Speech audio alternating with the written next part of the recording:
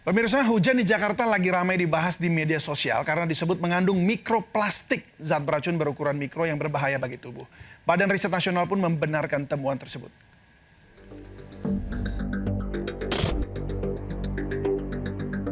Hujan Jakarta ramai dibahas warganet di media sosial dalam beberapa hari terakhir.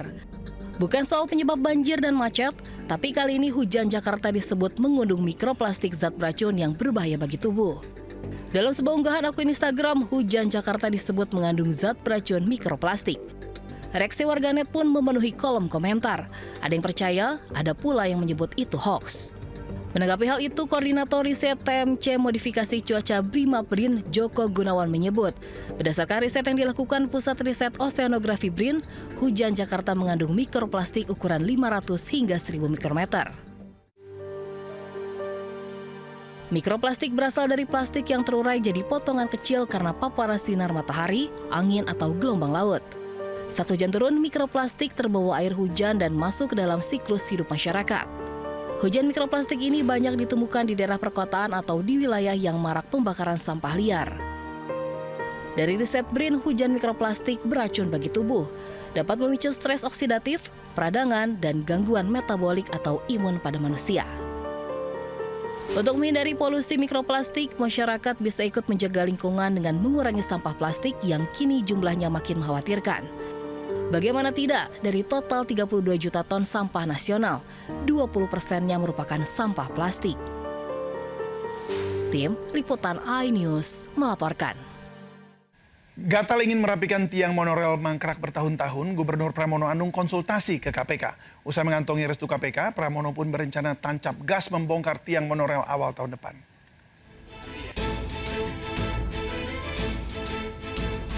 Gubernur Jakarta Pramono Anung tiba-tiba datang ke KPK pada Kamis siang. Kedatangan orang nomor 1 di Jakarta ini untuk membahas rencana pembongkaran tiang monorel di kawasan Kuningan, Jakarta Selatan yang mangkrak bertahun-tahun. Meski mengaku gatal ingin segera merapikan tiang monorel, Pramono tentu harus konsultasi dulu dengan KPK, memastikan tidak ada lagi persoalan hukum di proyek tersebut. Sering kali terjadi kecelakaan, kemudian juga secara penampakan tidak baik dan seringkali menimbulkan kemacetan, maka kami akan segera tata dan mudah-mudahan di tahun 2026 segera bisa kita mulai dan juga kita selesaikan di tahun 2026. Proyek mangkrak monorel menjadi PR besar Pemprov Jakarta selama 2 dekade. Gonta-ganti gubernur, pembongkaran tiang monorel malah maju mundur. Tak hanya mengganggu keindahan kota, tiang-tiang beton ini juga kerap memicu kemacetan di Jalan Rasuna Said, Kuningan, Jakarta Selatan. Bahkan kerap memicu kecelakaan fatal. Awalnya, proyek monorel sepanjang 14,8 km ini bertujuan memecah kemacetan Jakarta.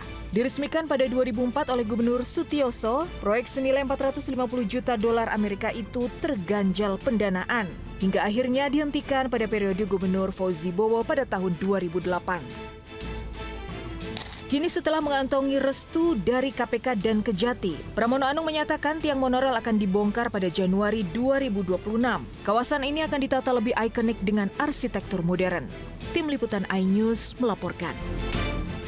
Pemerintah berencana menghapus seluruh tunggakan iuran BPJS Kesehatan. Pemutihan berlaku untuk tunggakan yang sudah berjalan bertahun-tahun.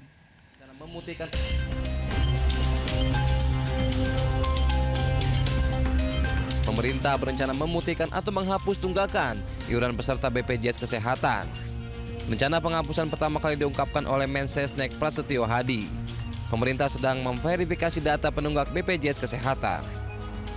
Rapat membahas penghapusan tunggakan iuran BPJS pun telah digelar. Hasilnya, BPJS Kesehatan akan ikuti perintah Presiden Prabowo untuk memutihkan tunggakan BPJS. Menurut Direktur Utama BPJS Ali Gufron Mukti, tunggakan yang akan dihapus adalah iuran yang sudah bertahun-tahun. Ia juga memastikan tidak akan ada masalah penghapusan. Nilai tunggakan BPJS Kesehatan mencapai 7,6 triliun rupiah. Jumlah peserta yang menunggak pun sebanyak 23 juta orang. Rencananya, pemutihan tunggakan akan mulai dieksekusi bulan depan. Sebuah minibus terguling di ruas tol Wiyoto Wiono, Jakarta hingga banyak terlepas dan menimpa mobil lain di bawah tol layang. Sementara di pintu tol Ancol Timur, Pademangan truk bermuatan asbes tabrak 4 mobil dan melukai 1 orang.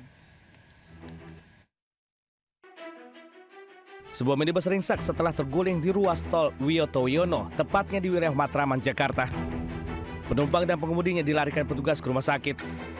Kecelakaan itu membuat ban mobil terlepas dan menimpa mobil lain yang sedang melaju di bawah jalan tol hingga pecah kaca. Beruntung, pengemudi mobil tersebut tidak terluka. Akibat kecelakaan ini, kemacetan panjang sempat terjadi dari arah Cawang menuju Tanjung Priok. Sementara itu, sebuah truk bermuatan asbes menabrak 4 mobil di turunan pintu tol Ancol Timur, Pademangan. Kecelakaan terjadi akibat rem truk tidak berfungsi. 2 mobil minibus terhimpit hingga rusak parah. 1 terluka akibat kecelakaan itu. Unit laka jalan tol langsung mengevakuasi mobil ke Gakum Polda Metro Jaya untuk pemeriksaan. Kasus kecelakaan ini ditangani Subdit Gakum Polda Metro Jaya. Ratusan penumpang Transjakarta harus turun di tengah jalan akibat terdampak kebakaran yang melalap bengkel suku cadang di kawasan Ciledug, Tangerang, Banten. Kebakaran menyebabkan sepanjang jalan Ciledug Raya ditutup total.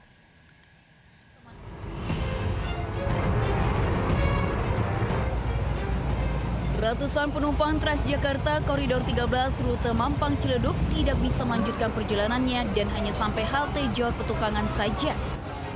Seluruh penumpang terpaksa keluar dari halte dan melanjutkan perjalanan dengan berjalan kaki dan mencari moda transportasi lain untuk bisa sampai ke rumah. Hal ini dampak kebakaran yang melalap sebuah bengkel suku cadang tepat di depan Rumah Sakit Murni Teguh Ciledug. Kebakaran menyebabkan jalur di kedua arah ditutup selama proses pemadaman. Kemacetan parah tidak terhindari karena kebakaran terjadi saat jam pulang kantor.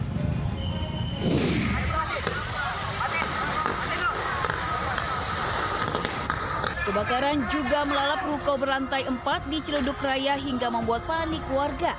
Butuh waktu berjam-jam bagi damkar untuk menjinakkan api.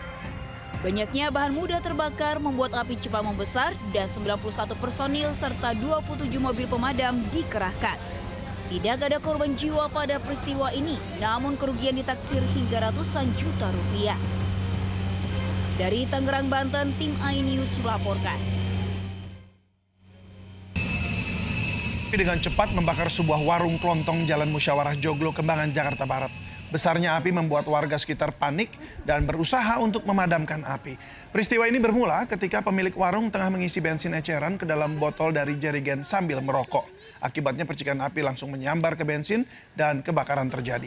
Penjaga warung pun terbakar di bagian kaki. Korban langsung dibawa ke puskesmas untuk mendapatkan penanganan medis. Dan kini kasus kebakaran ini ditangani pihak kepolisian sektor Kembangan, Jakarta Barat.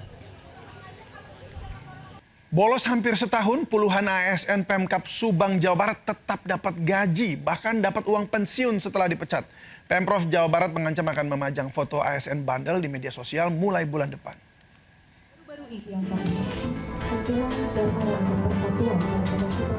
Pemkab Subang, Jawa Barat jadi sorotan lantaran ulah sebagian aparatur sipil negara atau ASN.